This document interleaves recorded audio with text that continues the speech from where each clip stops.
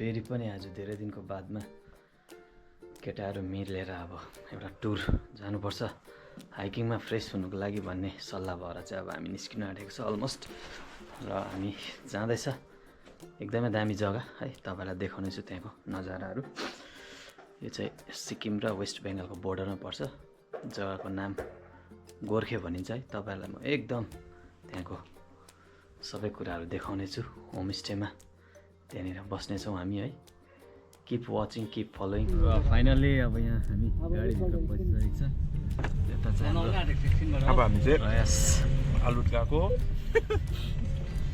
Abhijit sir hello hi He's sponsoring this trip. हिँडेर चाहिँ नि उयो चाहिँ हुँदैन Mokhtan, as you all know, regret चाहिँ हुँदैन पुगेपछि one of चाहिँ the best content creator of youth. बिस्तारै लान्छु नि म हिँडाउनु जानुपर्छ नि धमाधम यहाँनिर चकाचक मुडमा चाहिँ अब हामी मिसाएको छ आलु त्यो सामान दिन मन छ केटाहरूले पानी झरी पानी पर्छ वेदर फोरकास्टमा पानी देखाउँदैछ भन्दा पनि टेरेन मानेन त्यसले गर्दाखेरि चाहिँ अब हिँडिसकेको छ कहाँ गएको चाहिँ केही याद छैन गएको चाहिँ गएकै हो सबैजना कहाँ पुग्छ र अहिले भने चाहिँ यो रोदी बजार आइपुगेको छ एकदमै दामी जग्गा छ यो पनि सो घुम्नु हेर्नु आउनुको लागि है सिक्किमको यो one of the best place नै मान्नु सकिन्छ हामी छ यो अन द वे छ हामी चाहिँ अब अलमोस्ट तपाईँको हिँड्नु त धेरै छ सोमबारे चाहिँ अब पुग्न आँट्यो र अहिले भने चाहिँ अब हामी यहाँनिर रेडी आइपुगिसकेको छ यो गाडीमा केटाहरूले यहाँनिर एकछिन डाँडा काँडा हेरेर मनोरञ्जन लिँदैछ एकदम दामी जग्गा यहाँ होमस्टे छ गाउँहरू एकदम दामी देख्छ यहाँबाट चाहिँ तपाईँले हेर्नुहोस्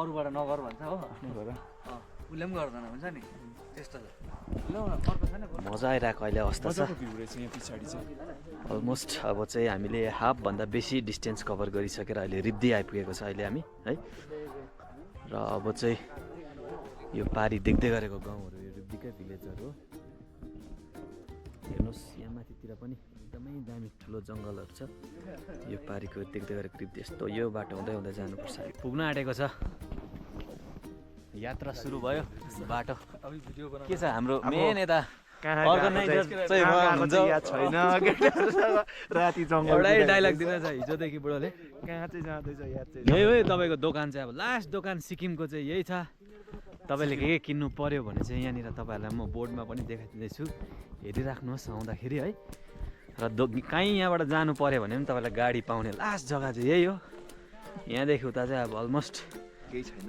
यहाँ थ्याङ्क युको बोर्ड देख्नु हुँदैछ उपर त्यहाँदेखि उता चाहिँ अब यो गभर्मेन्ट फेयर सोप यो पनि एउटा मात्रै छ ओ दोकान त आज त खुल्ला रहेछ मान्छे बोलाउनु पर्छ यो चाहिँ लास्ट दोकान हो यहाँदेखि उता चाहिँ अब पाउँदैन तपाईँले केही सामानहरू त्यस्तो छ है साथी हो र अहिले भने चाहिँ अब हाम्रो खास ट्रेकिङ यहाँनिर स्टार्ट भइसकेको छ बाटो एकदमै उयो छ केटाहरू यहाँनिर जोसको साथमा हिँडिरहेको छ अब यस्तै हुन्छ ट्रेकिङ सुकिनु पर्छ अब बाटो चाहिँ एकदमै खराब यहाँनिर छ देख्नु सक्नुहुन्छ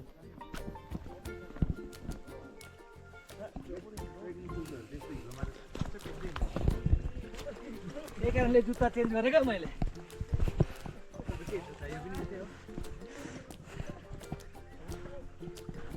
केटाहरूको जुत्ता फाटेको कम्प्लेनहरू आइरहेको छ अहिले चाहिँ भट्टाभट अब जुत्ता भने चाहिँ अब हामी यहाँ गोर्खे आइपुगेको छ र यहाँनिर साथीभाइहरूले अब अलिकति टाइम पासको निम्ति हल्का सुरुवात हुन आँटेको छ एकछिन अर्ग्यानिक र यो चाहिँ मेरो साथीकै होमस्टे भएकोले गर्दा है गोर्खे डेनबियर ग्यालेरी चाहिँ फर्स्ट होमस्टे हो गोर्खेमा जब तपाईँहरू एन्ट्री हुन्छ गोर्खेमा तब भेटिहाल्छ है यस्तो छ है साथीभाइ मजा आउँदैछ 5 बजेको भ्यू तपाईँलाई देखाउँदैछु आकाश एकदमै खुल्ला भइरहेको छ र यहाँनिर एकदम जग्गा पनि दामी अहिले अब आलु मटरको सिजन छ है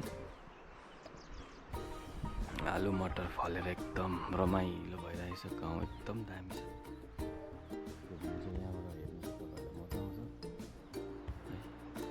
एकदम दामी दृश्य छ यहाँबाट। गोर्खेमा घरहरू अहिले धेरै नै बढेर गएको छ। मैले पहिला बनाएको भ्लगमा अगाडि तपाईँले हेर्नु पनि सक्नुहुन्छ। त्यहाँनिर मैले सबै कभरहरू गरिदिइसकेको छु है। त्यो कम्पेयरमा अहिले हेऱ्यो भने एकदम दामी ग्रोथ भएर गएको हामीले पनि यहाँनिर फिल गरिरहेको छौँ। यो माथि टपसम्म चाहिँ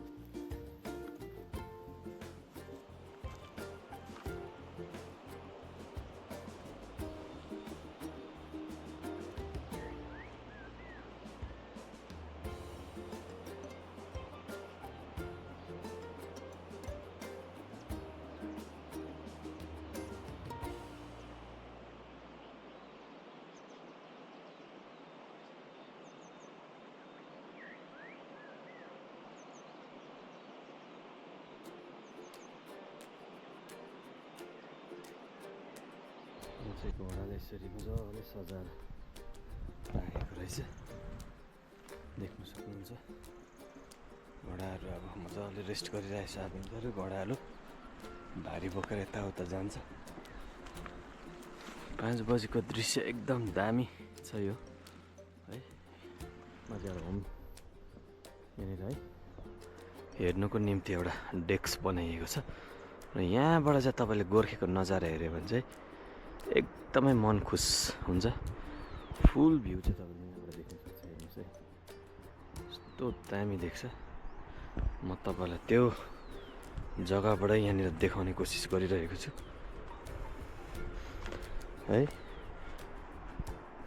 वाउ, एकदम दामी दृश्य यो।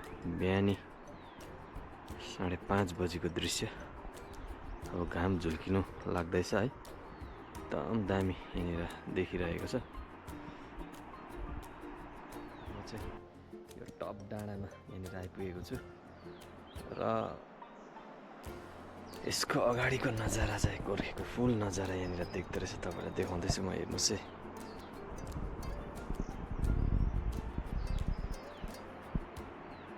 वाउ, सो है कलरफुल पेन्टिङ जस्तो तपाईँले देख्नुहुँदैछ यहाँनिर। एकदम दामी छ। र सामानदेखि चाहिँ यो माथिपट्टि पर्छ। एकछिनमा हामी त्यहाँनिर पनि जानेछौँ। दामी छ यो जग्गा है। वेस्ट बेङ्गाल पर्छ यो। यसो आएर तपाईँले कोही बेला टाइम स्पेन्ड गर्नु पनि राम्रो हुन्छ यहाँनिर।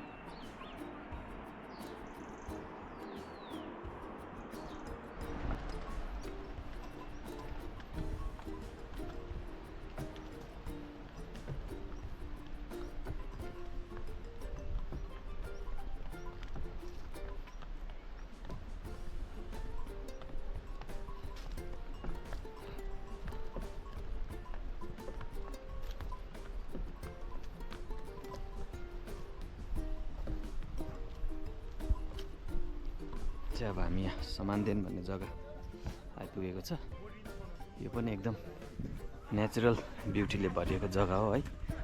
एकदमै दामी। यो अलिकति बसेको ल्यान्ड छ, एकदम दामी छ है। गोर्खेबाट करिब 1 किलोमिटर जस्तो माथि आएपछि चाहिँ यहाँनिर यहाँ तल आज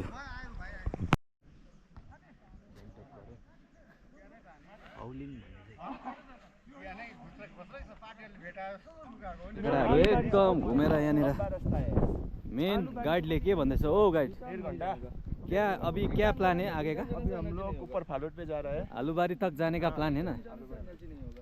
नरबट साहब क्या बोलता है? रिटर्न जाने से एनर्जी नहीं पास पास खा रहा है। धेरै अगाडिको चाहिँ धेरै चिजको हो यो चाहिँ गाइस। मजा आउँदैछ यहाँनिर है। मान्छेहरू एकदम भेला भएर बसिरहेको छ। पास पास खाँदै हिँडिरहेको अवस्था छ अहिले चाहिँ।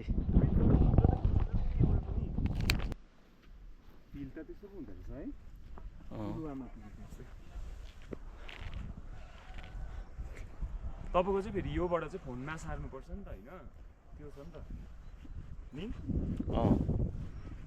होइन हौ सरलाई चाहिँ फेरि किन यस्तो डराएको जोस? अब त्यहीँ त्यस्तो त केही छैन होला है त्यहाँ माथि पुग